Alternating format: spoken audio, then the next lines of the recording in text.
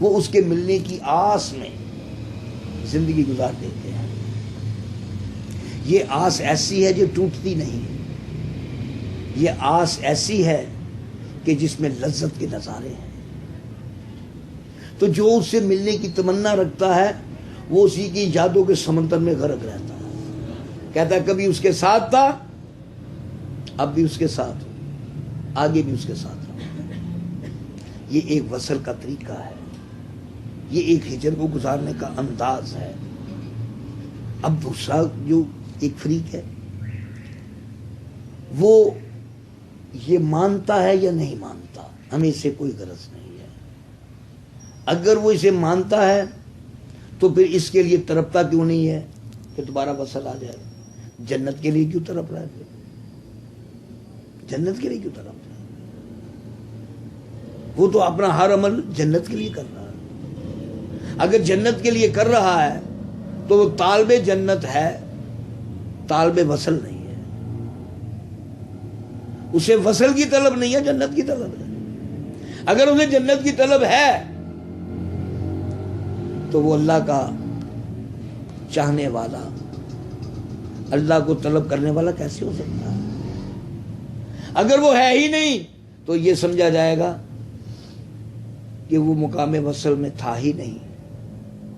اگر مقام وصل میں ہوتا تو اپنا ہجر یاد وصل میں گزارتا، اور یاد وصل میں گزرا ہوا اس کا ہجر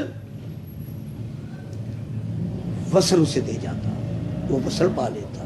لیکن اس سینس میں تو ہے ہی نہیں، کیونکہ وہ مان نہیں رہا. ساری بات تو یہ ہے کہ وہ مان نہیں رہا کبھی میں خدا کے ساتھ آج پچھلا ہوں پھر مل جاؤں. ایسا چاہ نہیں رہا.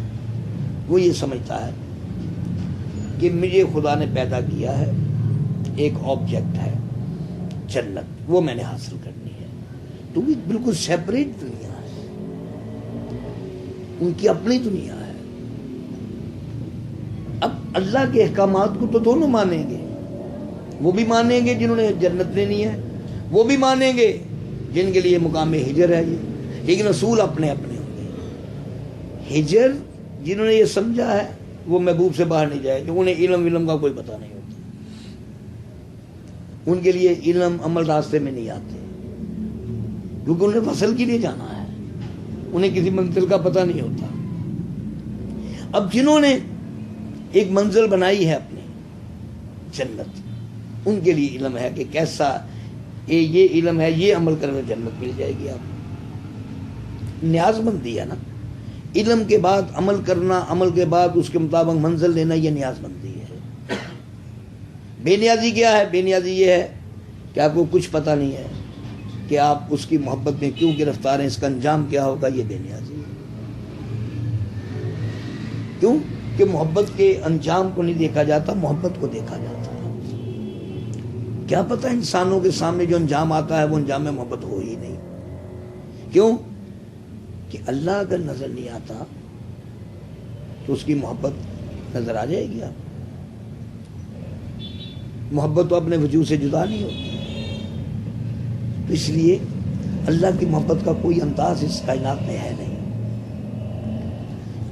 میں نے بڑی ہی مختصر انداز میں آپ کو دونوں گروہوں کی باتیں بتا دی ہیں.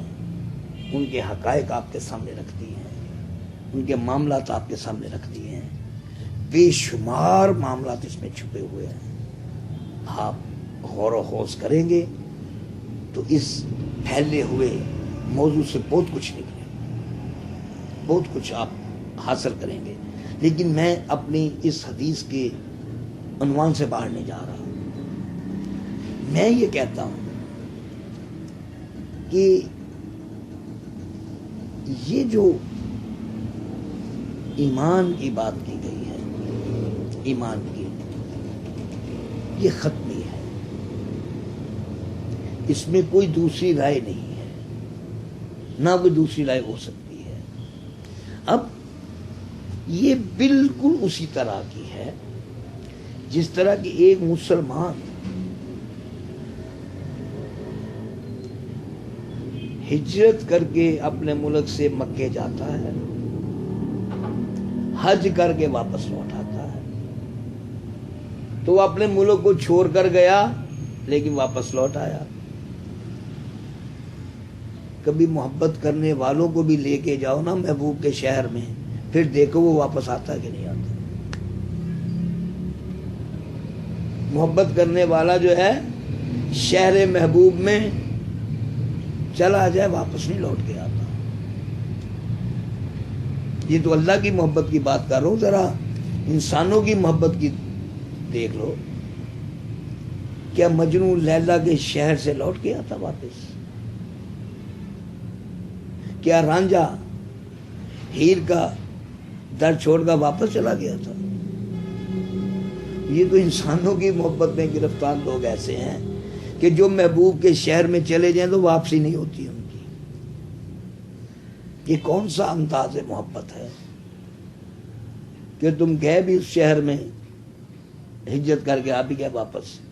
کیونکہ ود ان دا ایمان، ایمان کے اندر ہجرت ایسی ہوتی ہیں، ایمان کے باہر تو کوئی ہجرت نہیں ہے نا، وہ تو بات ہو گئی نا۔ اب ایمان ایک لے آیا ہے، ایک ایمان میں آ گیا ہے، تو اس کے لیے سفر کی ہجرت عارضی ہجرت کا مقام رکھے گی۔ زیارتیں کرے آئے جائے جہاں مرضی آئے جائے۔ اب ان کے لیے یہ جتنی بھی ہجرتیں عارضی ہجرت بن جائیں گی۔